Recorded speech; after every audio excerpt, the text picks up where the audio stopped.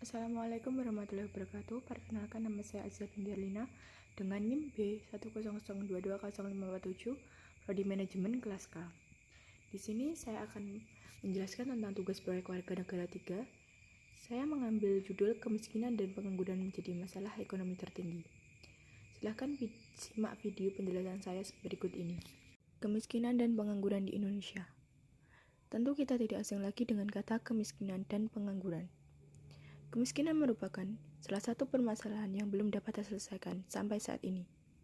Hal ini juga dikarenakan banyaknya rakyat Indonesia yang memiliki pendidikan yang rendah dan juga banyaknya pencari kerja yang tidak sebanding dengan para pencari kerja. Di Indonesia, persentase penduduk miskin pada Maret 2022 sebesar 9,54%, menurun 0,17% terhadap September 2021 dan menurun 0,60% poin terhadap Maret 2021.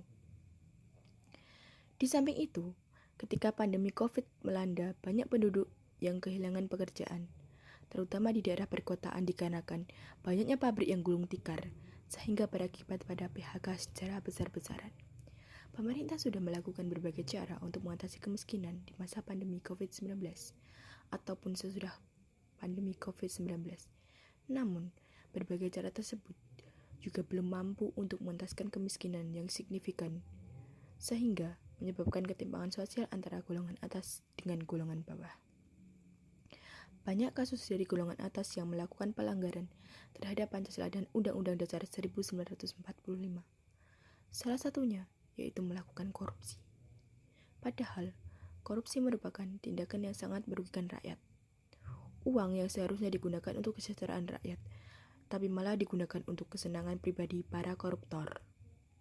Nominal yang sangat besar dapat digunakan untuk membuka lapangan pekerjaan, sehingga banyak membantu rakyat dari yang sebelumnya pengangguran menjadi mempunyai pekerjaan. Korupsi sendiri telah melanggar Pancasila, terutama Pancasila kelima, dikarenakan adanya ketimpangan sosial tersebut.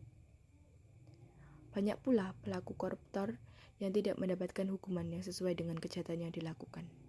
Salah satu referensi yang dapat mendukung topik saya adalah jurnal yang berjudul Pengaruh Kemiskinan dan Pengangguran Terhadap Pertumbuhan Ekonomi Wilayah Mataraman, Provinsi Jawa Timur, karya Rena Dewi Zahari dan PS Prabowo. Dalam pembangunan ekonomi suatu wilayah, hal yang mempengaruhinya yaitu pertumbuhan ekonomi pada wilayah tersebut. Permasalahan yang sering dijumpai pada suatu daerah adalah pengangguran dan juga kemiskinan yang tinggi dianggap menjadi sumber penghambat peningkatan pertumbuhan ekonomi daerah. Angka kemiskinanlah yang mempunyai pengaruh dominan terhadap pertumbuhan ekonomi. Kemiskinan yang meningkat disebabkan oleh banyaknya penduduk yang tidak bekerja pada usia angkatan kerja. Pada usia angkatan kerja, ketidakseimbangan pertumbuhan ekonomi dan kesempatan kerja akan menyebabkan ketimpangan sosial. Penduduk dapat dikatakan miskin apabila ketidakmampuan dari segi ekonomi dan juga materi yang digunakan dalam memaksimalkan keperluan dasar makanan serta bukan makanan diukur berdasarkan segi pengeluaran menggunakan rata-rataan pengeluaran per kapita di bawah garis kemiskinan per bulannya. Kemiskinan mempunyai korelasi yang teramat kuat terhadap pertumbuhan ekonomi. Bila ekonomi pada suatu negara memiliki tingkatan yang tinggi, maka bisa memiliki pengaruh yaitu menurunkan kemiskinan, dan sebaliknya jika ekonomi di suatu daerah rendah. Oleh sebab itu, kemiskinan akan meningkat. Selain itu, kemiskinan, pengangguran bisa memberikan pengaruh terhadap pertumbuhan ekonomi pada daerah tertentu. Jika dilihat dari sisi makroekonomi, pengangguran yang tinggi ialah suatu persoalan yang cukup krusial yang mengakibatkan tingginya tingkat pengangguran sehingga dapat menyebabkan ada banyak pengangguran dan akan terjadi banyaknya sumber daya yang sia-sia serta pendapatan masyarakat yang bisa berkurang. Pemerintah semakin sigap melakukan berbagai cara untuk mengentaskan kemiskinan dan pengangguran di Indonesia, terutama pada masa pandemi COVID-19. Pemerintah memberikan bantuan berupa jaminan kesehatan atau BPJS, jaminan ketenagakerjaan atau BPJS ketenagakerjaan, bantuan langsung tunai atau BLT, Kartu Indonesia Pintar KIP, program keluarga harapan atau PKH, dan lain sebagainya. Namun, sangat disayangkan berbagai bantuan tersebut justru kurang tepat sasaran. Hal ini dapat dibuktikan ketika masa pandemi COVID-19. Rakyat yang mendapat bantuan terbanyak malah rakyat yang mempunyai status sosial ekonomi menengah ke atas. Sehingga program yang ditujukan untuk mensejahterakan rakyat tidak berjalan secara efektif dikarenakan penargetan yang tidak akurat yang disebabkan oleh kredensial target yang tidak akurat. Dari beberapa perwakilan informan dapat diketahui di daerah masing-masing, pembagian bantuan yang dibagikan petugas setempat tidak efektif dan tidak tepat sasaran.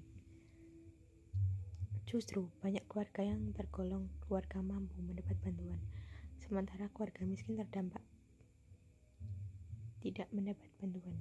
Beberapa media sosial terdapat berita penyediaan masyarakat yang menyimpang tidak sesuai dengan keadaan yang sebenarnya.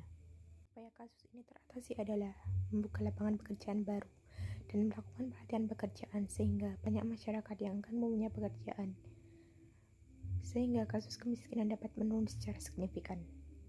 Pemerintah juga harus melakukan survei terhadap rakyat untuk mengetahui secara pasti antara rakyat yang kaya dan rakyat yang miskin, sehingga tidak akan terjadi kejadian bantuan yang tidak tepat sasaran.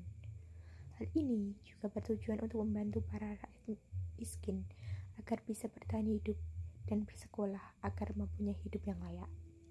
Tidak hanya itu, koordinasi antara para wakil rakyat dengan rakyat juga sangat diperlukan untuk mengentaskan kemiskinan dan pengangguran, sehingga ketimpangan ekonomi tidak akan terjadi dan tidak akan menghambat pertumbuhan ekonomi negara. Thank you for watching teman-teman. Semoga dapat menambah wawasan dan pengetahuan.